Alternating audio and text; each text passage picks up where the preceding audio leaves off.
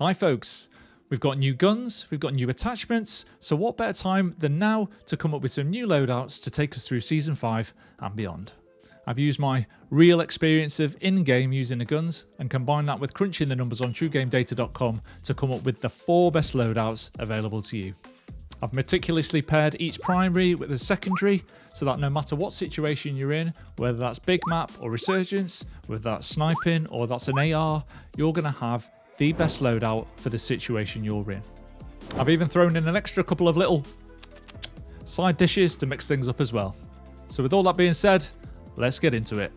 So with our first loadout being an SMG and rifle combo for big map, we're going to be using the Striker. This is an SMG that's been just quietly unassuming, sat in the background, not really attracting too much attention ever since it's been around, but it's been absolutely top draw the whole time. I've covered this previously in a video, it's not gone anywhere, but just with recent weapon changes, I think this is absolutely back up to the front of the queue in terms of what you should be using as your secondary on big map. This gun is uniquely laser accurate for getting headshots out to further ranges than any other SMG. However, if you're more realistically not hitting all headshots and you're getting a mix of body shots in there as well, in that respect, this is one of the fastest TTKs going. It has a very consistent damage profile all the way out to about 30 meters, at which point then I'd be recommending switching to your long range weapon, which is the Taq Eradicator.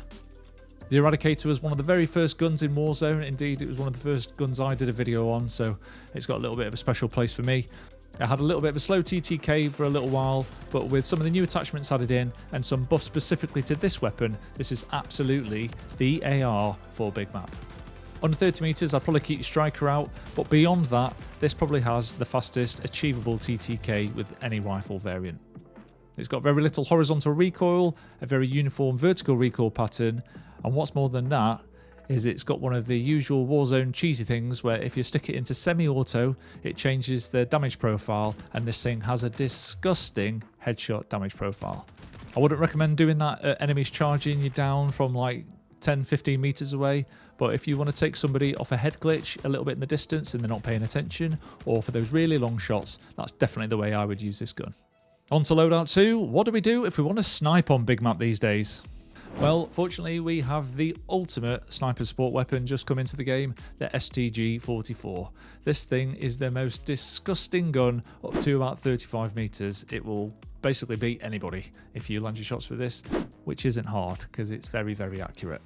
So I've come up with what is specifically a sniper support build, so though despite the fact it's an AR, it's still got very good handling and movement. I've just covered in a recent video some serious problems with scopes in the game that I don't think people have cottoned onto yet, and also specifically including the Kar 98. So it's very particular which attachments you use with this gun at the moment. If that gets patched and more attachments become available for use, then I'll put that in the video description. But for now, stick with the 2 sights that I'm suggesting here. It's the usual snappy, fast ADS car that we've come to know and love with decent bullet velocity. This thing is super, super fun. I've got 2 sights that I'm recommending, one for closer range if you're a bit more aggressive, and then one for the very long range. Please don't be tempted by the SPX80 for that reason I've mentioned. The sight is misaligned and it has some very strange things going on with it. It's inconsistent at best. So now on to our side dish action. Yes, so particularly if you're playing Rebirth, but you're a little bit sick of all the ADS, DADS, sweaty SMG meta, then try out this Akimbo SMG. Yeah, it's just a little bit more relaxing, paradoxically, but if you just want to run into a building and chugga, just cut people down, this is the weapon to do it with. Very simple, to be honest. It's got good handling, great TTK, and very competitive, but its limitation is I probably wouldn't recommend it too much outside of 10 meters, so keep it inside of buildings. If you do happen to find yourself having to use this outside of 10 meters, or let's say you need to finish a downed enemy a little bit in the distance, then just use one of the guns rather than 2 and it stops all recoil. I mean, literally, all of it. So instead of any barrel climb at all, you can let go of the controller and just press shoot on one gun only and it will just hold steady. The Akimbo Swarms. Our last little side dish, I couldn't go through a loadout video without mentioning this. It's such a good gun. It's been my favourite for a long time. Everybody's probably ready to use something else though. However, if this video stays around long enough, some of these other guns might end up getting a nerf. And so just keep this one in the back pocket, especially this new build with the new attachments. Yes, it's a Superi 46. I know, I'm sorry. We probably all just want to move on a little bit. But like I say, just keep it in the back pocket for another time potentially. With the second best mobility only to the static HV, it's got really fast handling, really fast movement, nice controllable recoil pattern on it. I just think this is a really fun gun to use. It feels satisfying.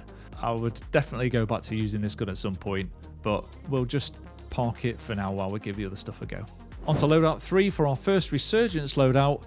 And with the ironically named Static HV, we have the fastest mobility SMG in the game. The build I've come up with here is absolutely max movement. It is ridiculous. People are going to think you've got like some sort of speed hack going. It's disgusting. It's also got a very, very competitive TTK out to 15 meters. So for the people who are the movement demons, this is the one for them. I'm expecting to see a lot of this getting used.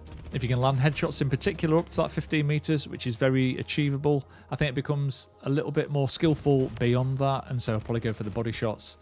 But with this loadout, and the other gun you're going to be using, that's not an issue. Because at 15 meters, I would recommend you switch to the STG. Yes, I've come up with a longer range build here. This thing absolutely laser beams for the distances we're talking about in Rebirth. But this particular build is good for long range up to about 55 meters, I think, before it starts dropping off a cliff. And that's more than enough for Rebirth. Laser accurate, reasonably fast handling, very satisfying to use, and absolutely deletes people outside of that sort of 15-20 meter range. It's competing with SMGs in every respect other than movement. And last but not least, we're on to our loadout number 4, which is our Resurgence Sniper Loadout. Now, while I could have recommended the Static HV, I've had to go a different way. Yes, we're going back to one of our trusted reliables. It's the MCW Jack Raven conversion kit. This thing, while it's not got the ultimate movement compared to some of these other things, what it has got is the fastest TTK up close out of any of these guns. If you land headshots, you will delete people in 450 milliseconds. It is disgusting. And with the previous build, there used to be a little bit of bounce in it. Certainly once you got past sort of like 15, 20 meters, the new attachments for this gun mean this is far more easy to control and laser accurate to get those headshots all the way out to 20 meters, where you can still get that 450 millisecond time to kill. Disgusting! And what are we going to pair that with? Yes, it's the Cat AMR. No, who are you kidding? It's going to be the Kar 98, obviously.